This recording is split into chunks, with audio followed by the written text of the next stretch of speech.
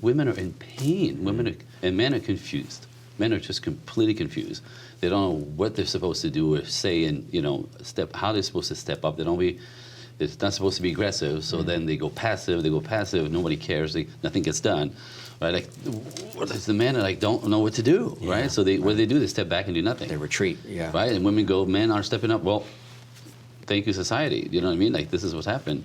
And women are in pain. Women, bought into this new concept of strong, independent, and powerful.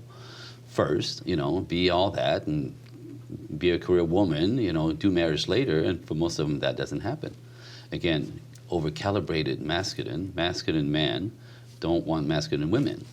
Very simple, but somehow nobody teaches that, right? So women get stuck in their masculine for 20, 25 years to do business, career, money, fantastic.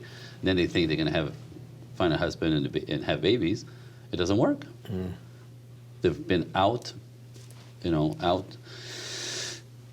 a nutshell, they're so caught up in being masculine energy, they've lost touch with their feminine energy. They've lost touch with being vulnerable, to be able to let somebody help them or take care of them. They don't want that. It scares them, right? So, but that's what men do.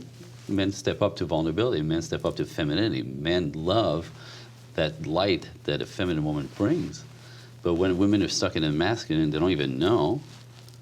They're looking for a husband. No one connects. All my clients, strong, independent women that are 35 to 45 up, who have money, career, they look fantastic, they're pretty. No one dates them. No one wants to ask them out. No one is going after them, and they're in pain. And they ask me, like, what's wrong with me? What's wrong? Something must be wrong with me. And what's wrong with you? There's nothing wrong with you. You're just stuck in your masculine. You've lost touch with the part that attracts men, that men are looking for. So that's painful. That's my job. Like, I just want to alleviate this stuff. When you understand this, you can undo it. So are your clients primarily women, successful women, or are you working with guys too? I work with both. But the biggest part of it is successful women who, so when they come to you, what are some of the issues that they're dealing with by the time they come to see Andre? It's not able to find a relationship, not able to attract men, right? Taking that personally, obviously, like must be something wrong with me. They're in pain, because ultimately most women, it's interesting, most women, 90% of women still today want to be married and have families. They just wait too long to do it. So my clients are the women that waited too long and now are struggling and they can't make it happen. The good men like to be married earlier in life.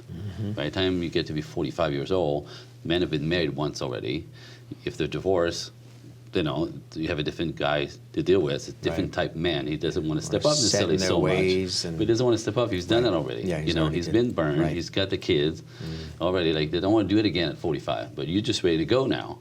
But the guys who would want to do this have done it already.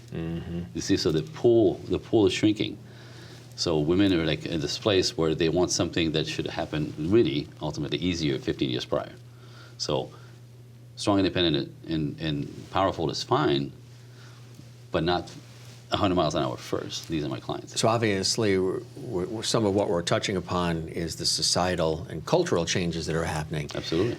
It was different in the 1940s, in the 50s, 60s, all the way up, and now we're, Now we're here. Yeah, and so how have those changes affected the entire relationship dynamic positively and or negatively? Do you feel some of these changes have brought on negative responses, negative treatment of relationships between the man and the woman?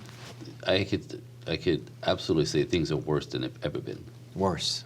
Again, it's interesting because most people think, it's the best time in history to be alive because we finally empower women and sort of like, equalization of, right?